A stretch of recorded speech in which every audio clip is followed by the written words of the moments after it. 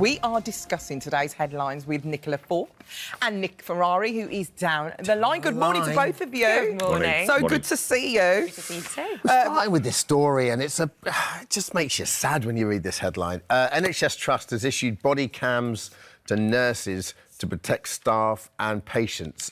Nick, tell us a little bit more. Yeah, shall do. There's one, as you can see, being demonstrated by a nurse or a doctor there. We go to the staff at Bury, Oldham, Rochdale and Manchester, the Northern Care Alliance NHS Trust. And the reason is, I'm afraid, they're not just doing it because they want to, they're doing it because the number of attacks, of violent attacks on staff within the NHS has increased. 1 in 7 workers, not necessarily in the Northern Alliance, this is generally 1 in 7 workers suffering physical violence from patients. So they had to take action. It seems incredible, doesn't it, Dermot, Alison, Nicola, that you're there, that you're looking to this fantastic army of people who take care of us, and in some instances, are threatened with violence. I regularly take calls from my listeners, and I'm sure, Dermot, Alison, Nicola, you probably hear from others that sometimes in an A&E on a Friday or a Saturday night, it can get a little bit jumpy. I have heard that in some instances, patients, would-be patients have sat there and they've even been handcuffed to police officers. It is unacceptable that violence then can spill towards a doctor or a nurse, and the NHS Trust makes it perfectly plain. This is not on all the time. This is only, the camera is only switched on if a member of staff feels that there could be violence, feels if they're vulnerable, and the patient or would-be patient is informed in advance. I know it feels awful. I know it feels sinister. I think it's absolutely right in a response to absolutely inexplicable attacks on people who are there just to make us feel better or to help us. I mean, it's a question of how many people they're seeing that they know have mental health issues, I suppose, as well, which obviously might change that statistic or might colour that statistic slightly. But 1 in 7 is dreadful, isn't it? It is, and it's doubled in the past 6 years. The Royal College of Nursing have said that actually so many of these incidents are to do with people being frustrated over the waiting times. Oh, God. And you can empathise with people, can't you, who are frustrated and wanting that care and are desperately in need of help. But to obviously go on to attack or abuse nursing staff and doctors as well is just not the way forward. Would you even equate that it's their fault? Yeah, I know. It's absolutely not their fault. And they're the person... It's self-defeating, isn't it? Because the person that you so desperately need help from should be the person ultimately that you're nicest to. But, you know, every credit to the nurses and doctors around the country who have to put up with this behaviour, but shouldn't have to put up with it. No. But as Nick said, these cameras are only going to be switched on when somebody feels under threat, and they will have to inform the visitor or the patient. So they have to say, I'm going to record this. I'm now recording this. So, and it comes with its own problems, because then that sends a signal, doesn't it? Yeah. That I'm feeling threatened, and quite rightly you should record it. But also, it's just another thing the poor people have to worry about, right? Yeah, but the alternative... Why do you have to tell them that you're recording? I suppose it's their rights. It could be a legal thing, yeah, but the camera themselves, as I understand it, will have a red light on it. So if they're carrying them around, the red light won't be on, but once it is activated, it will show. I suppose it can act as a deterrent, can't it, ultimately, if somebody feels that they're being threatened. But sadly, as we've seen so many examples of online, when people find out that they're being recorded, it could increase their behaviour. Go on, Nick. You've also, Alison, sorry to talk over you, Nicola, my apologies. You've also got people, of course, who could be in a state of undress. So if you're going to film them and they haven't got their top on or they haven't, whatever it might be, and you're filming parts of their body, for data protection, you have to pre-warn them, right, I'm going to start filming you. You might not have your shirt on, you might not have this on, but I am now filming you. For data protection, you have to inform them in advance. Rightly or wrongly, it's a legal requirement. Do you think staff will actually welcome this? I think they'll welcome this, because also you could prove if something goes wrong. I think they will welcome this. Yeah, totally. So Alison, it's not one word against the other. Oh, sorry, I'm so sorry. It's all right. It's International Women's Day on Sunday, Nick. That's right, it's not like you're here. If you were here, we might have an issue. But... Go on, Nick. Go on, Nick, go on. Alison, if you talk to police officers, and there was a survey done, I think, by the Greater Manchester Force, it might be my Merseyside, they absolutely welcome body-worn cameras, because when someone's going to say the officer said this to me, or the officer treated me in a disrespectful fashion, or whatever it might be, he or she can then turn to the camera and say, right, here we are, Sergeant, I filmed it from the word go, and you can see it. This will be welcomed. But the sadness, as Nicola rightly says, the sadness is we need them. I think the staff will welcome them. Completely. OK, let's move on to our next story, which is masculine words dropped From job ads, apparently. New government guidelines have advised businesses to remove masculine words such as competitive, I didn't even know that was a masculine word, and ambitious from job ads in case they deter women from applying. So let's go to the woman here. Nicola, what do you make of this step? This is a massive overreach. Ambition is not a masculine-only trait. Competitiveness is not a masculine-only trait. And to be suggesting at a government level that, you know, women shouldn't be seeing themselves as ambitious or competitive is outrageous. However, we did a survey this week, didn't we, along with Loose Women, where we asked 2,000 women various different questions.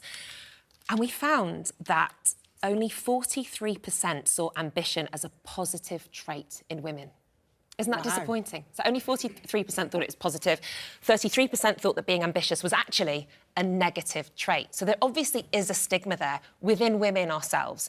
But doing things like this is certainly not going to tackle it, is it? We should be saying in job adverts, we want competitive and ambitious women and men if you want to apply. But you could be ambitious to have 5 children, couldn't you? Exactly. It comes with a big A and a small A, doesn't it? You know, Yes. you know, it doesn't have to be laced with toxicity. Exactly. There could be toxic ambition and non-toxic ambition, I would say, in the workplace. I just think it's also just as governmentally stop getting involved in stuff like this. Yes, Do you know what I mean? totally. International Women's Day on Sunday. Maybe can, you know, spend your time and money on tackling violence against women and girls, which they've pledged to halve in the next few years, rather than doing surveys, reports like this. I didn't even know those were masculine words. I didn't know.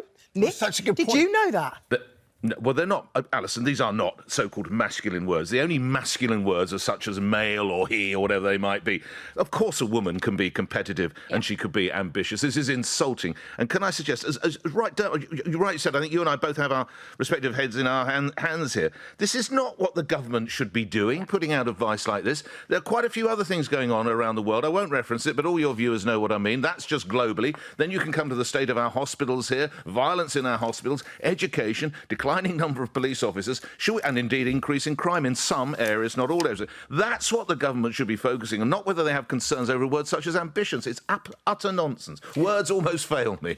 Hear, hear. If you want women in work, provide better maternity care or menopause support or other things like that. Not say to women, oh, we're not going to put ambitious in the job title because it might put you off. Yeah. Terrible. That's crazy. OK, what would you do in this situation? You ready go for on. this? I'm in.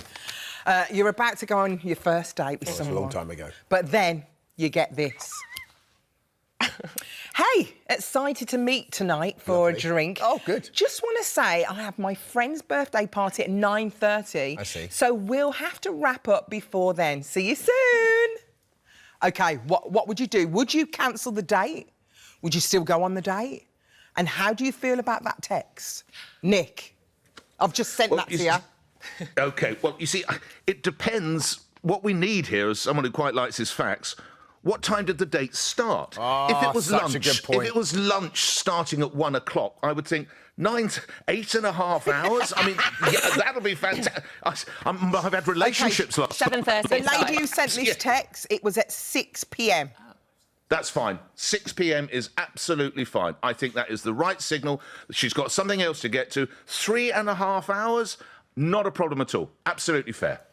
Nicola? I think it's awful. She sent it an hour before the date, using language like wrap up. It's corporate speak for a date. It's terrible. No, if she had somewhere else to go, there's going to be lots of arguments saying that, you know, women often need an out. If a guy's perhaps not what they were expecting, it's nice to have somewhere to go afterwards. But at the point at which you were arranging that date, that's when those boundaries should have been set. To get a text like that an hour beforehand, I'm sorry, I wouldn't. Don't you think they're just being honest, though, Nicola? They're being honest with you. I've got to go at 9:30. Do you know what I mean, Nick? Well, sure, be honest, but, like, be honest from the off rather than, oh, actually, I've got somewhere better to go. I've got all dolled up, I've got my makeup on, got my outfit on, I'm going to go out and see my friends. You're just killing the time between getting ready and then going out. Just the Nick's just happy because it means he can get his loving done and be home in time for Newsnight.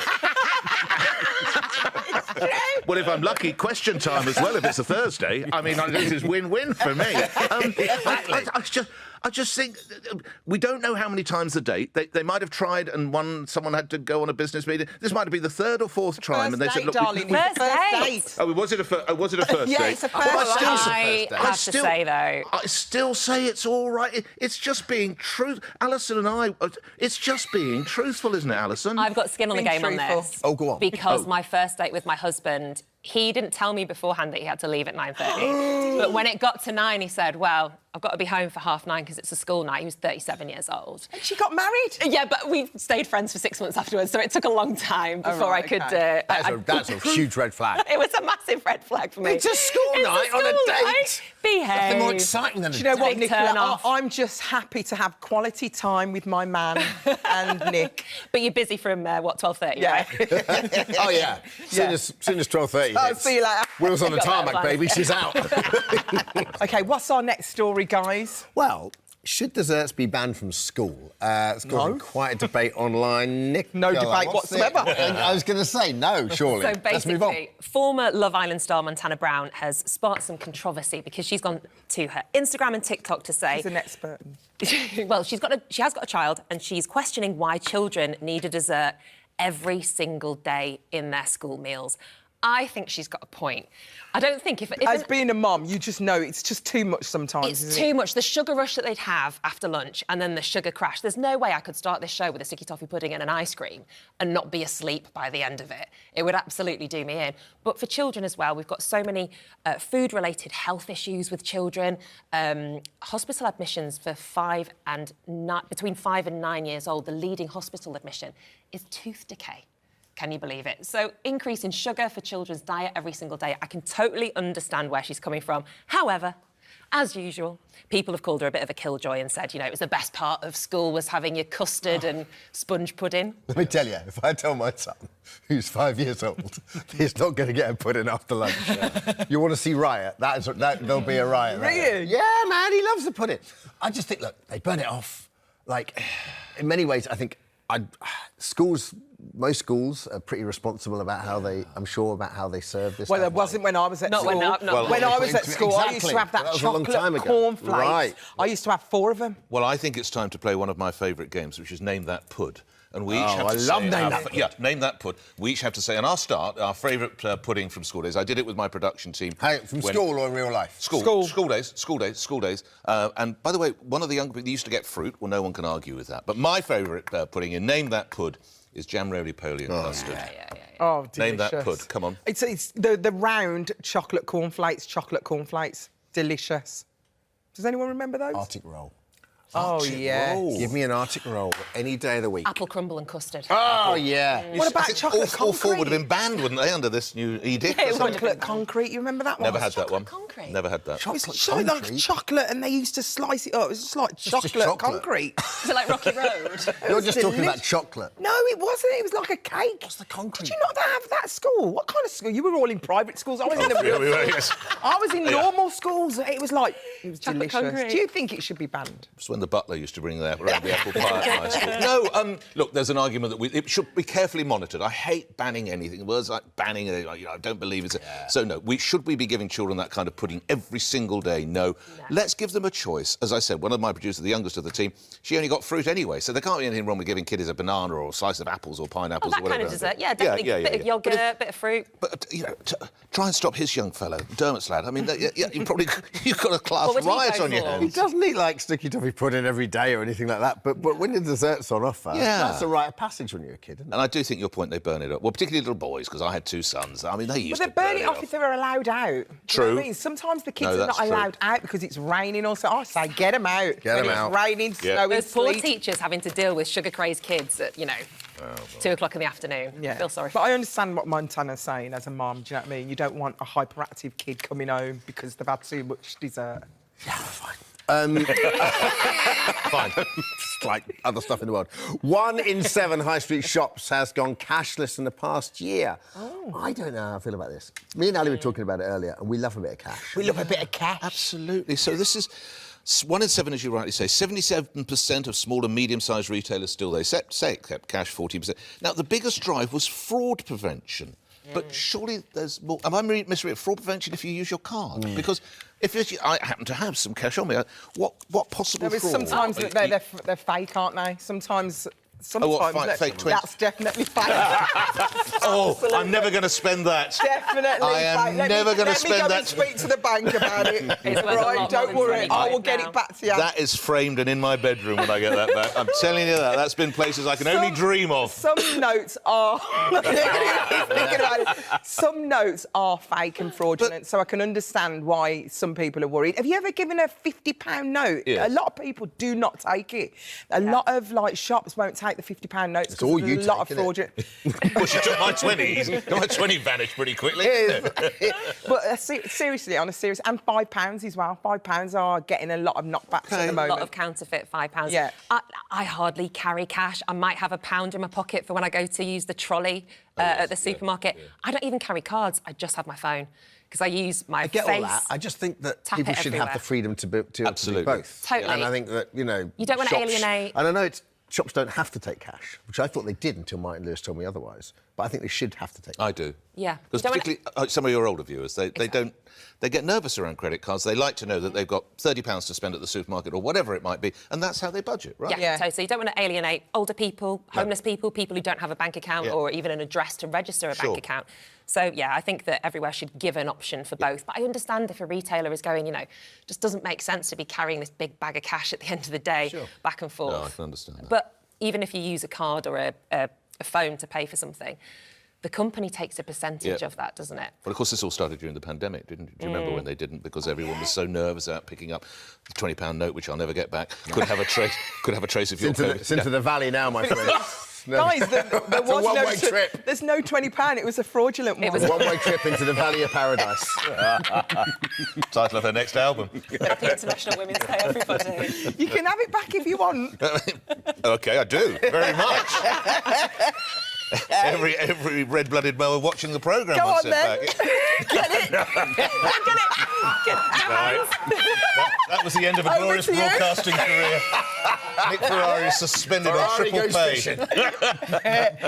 Let's talk about this woman who says that her husband is such a slob that she started naming and shaming him online. Now, this is true. She started posting pictures of half-open tins on the kitchen counter, dirty laundry left out and unwashed dishes in the sinks. What do you make of this then, Nick? I mean, imagine if I did that to you. I would be appalled. Alana, it's not her real name. She's from Yorkshire. She's 47. She works in child welfare. She calls her account Raising Him Daily. I am going to say this is a positive thing because clearly there has to be a sense of humour between Alana and the bloke, right? Because this wouldn't work otherwise. So if this is the way that they get to... I mean, he shouldn't leave it like that. We all accept that, and it is a bit slobbish. But actually, I think they both see the joke. Clearly, they get on. So I'm going to rule for this. I'm going to look on the bright side and say, actually, it's a gag that works well for both of them. I think whoever's working, if someone's working full-time, whoever's not working, if they have the opportunity, whoever you are, it doesn't matter if it's male or female, I agree. That person should be picking up the slack. I absolutely agree. She's gone one step further. She's actually designed a digital kit to help people document domestic gravity, she calls it, track selective blindness, which is what she accuses her husband of doing, and documenting specimens, she calls them, left in the wild. So she'll take a picture. I think you want to capture this moment, guys. Yeah, thank you. There's your £20 is coming back. It's coming back. This will never be spent. It's a bit warm, isn't it? Frame it. But what she said is she's sick and tired of having to talk to her husband and keep on reminding him, because she says that in itself is a managerial role and she no longer wants to be his manager. So instead, they've stopped talking and she just takes photos of it and posts it online. But you might argue there could be something underlying going on here. I think when they tend to have difficulties, perhaps with their mental health, or I think to Dermot's point, if this dynamic is the case, one of the party is at home, then yes, you should be stacking the dishwasher, cleaning whatever it might be. There's no doubt about it. Every now and again when you come in, you've been out all day and what? I know. What have you been You've done doing? nothing. Literally You sent nothing. a text, don't you? No, I don't know what you're talking about. Coming around the corner, I have babes. no idea. Don't know what you're talking about. But on a serious level, it's quite nice for people to see that other people are going through what you're going through. Do you know what I mean? It's actually quite really... Actually, it's not that bad at my house. Do you know what I mean? Because look what he's doing. But it is quite bad at my house. I'm not gonna... I was going to say, it didn't look that bad. Do you know what it is? It's the... I'll tell you what gets me. What's that? The air fryer. Yeah. The air fryer. When I come back and the air fryer's in the sink. Yeah. And I think, why is it not With an washed? air fryer, Well, can you that's put an not air fryer in a dishwasher or not? Like, can you put the I trays in don't a think you dishwasher? can. I think you've got to Don't wash you? it. You've got to wash it by hand, Maybe I you think. can. I don't. Well, even if you can, why is it Why not would in you? the dishwasher? Yeah, Why is it there when I come home and I've been working all day? I'm not happy with. Can I help with the cleaner? Can I give you 20 quid towards hiring a cleaner? You're so There we go. kind. There we are. I'm just Thank Mr. you. Generous, me. Said it once, So I said it kind. before. Hammond always wins. The house Thank always you, wins, Nick. baby. You are so Thanks, kind. you two. Well done. Thank you. you, babe.